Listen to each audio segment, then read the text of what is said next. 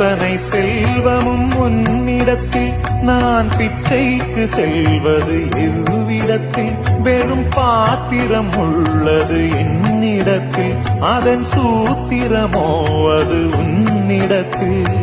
ஒரு முறையா இருமுறையா பலமுறை பல பிறப்பெடுக்க வைத்தாய் புதுவினையா பழவினையா கணம் கணம் தினம் என்னை குடிக்க வைத்தாய் பொருளுக்கு அலைந்திடும் பொருளற்ற வாழ்க்கையும் புறத்துதே